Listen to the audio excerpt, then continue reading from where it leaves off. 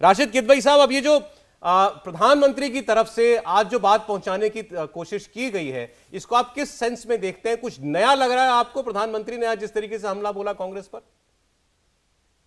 जी सौरभ, धन्यवाद। देखिए, एक तो प्रधानमंत्री फिर मतलब राज्य के चुनाव में अपनी प्रतिष्ठा को दांव के ऊपर लगा रहे हैं। मतलब अगर हम मध्य प्रदेश की बात करें तो शिवराज सिंह चौहान जो है वो भाजपा के सबसे मतलब पूरी भाजपा की जब से भाजपा अस्तित्व में आई है सबसे लॉन्गेस्ट सर्विंग मुख्यमंत्री है। लेकिन उनकी बात नहीं, उनका जिक्र नहीं, उनको इंट्रोड्यूस नहीं किया जा रहा है, उनका काम की चर्चा नहीं की जा रही है। ये मुख्यमंत्री का मैंडेट, जो भी मध्य प्रदेश की राजनीति को जानता है उसे पता है कि पूरी मध्य प्रदेश की राजनीति जो है वो शिवराज जी के या तो पक्ष में जाएगी या उनके विरोध में जाएगी। तो उसको नजरअंदाज करना, इसी तरीके से राजस्थान के कॉन्टेक्स्ट में वसुंधरा राजे को नजरअंदाज करना अभी तक, तो ये बड़ा एक सौरभ एक मायने रखता है। प्रधानमंत्री ने राजस्थान में डायरी की बात की कि लाल डायरी है, वो काली करतूत है। भाई डायरी तो सौरभ हम सब जानते हैं कि जब जैन हवाला केस आया उसमें डायरी के ऊपर ही नरसिम्हा राव ने अपने खुद मंत्रियों को, विपक्ष के कितने लोगों को, सबको लपेट दिया था।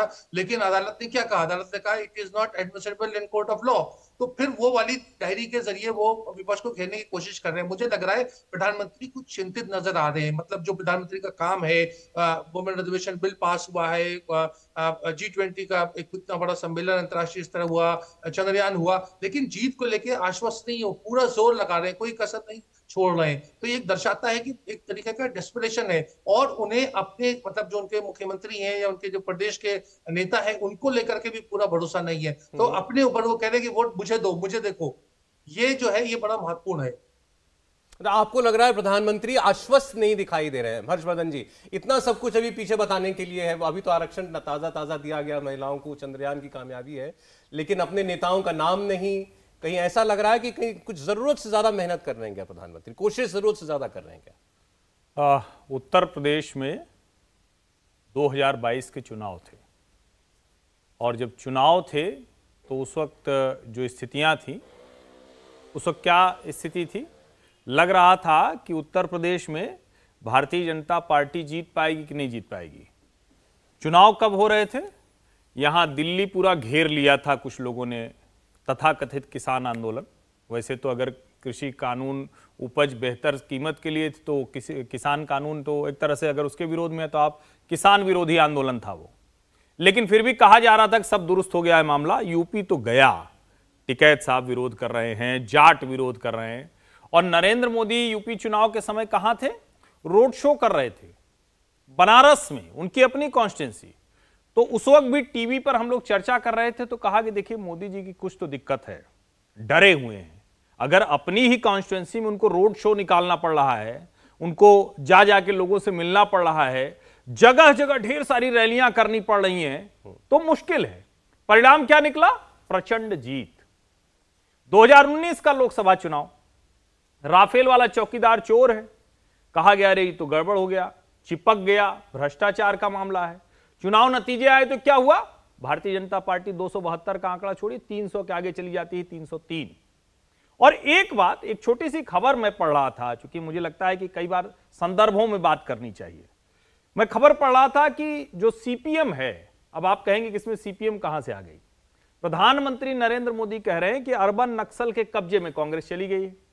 सीपीएम क्या है? वो इंडस्ट्री विरोधी मानी जाती है आमतौर पर। भले ही कहा जाए कि एक समय में नंदीग्राम में तो वही ले आ रहे थे, ममता जी विरोध कर रही थी, लेकिन मूल रूप से क्या है? वो उद्योग विरोधी, उद्योगपति विरोधी ऐसी छवि। हालांकि सीपीएम वाले सब मिलते हैं उद्योगपतियों, सुख सुविधा लेते हैं।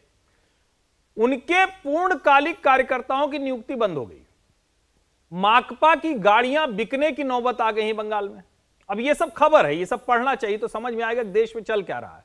क्यों? क्योंकि अब उनको पैसा ही नहीं मिल रहा है।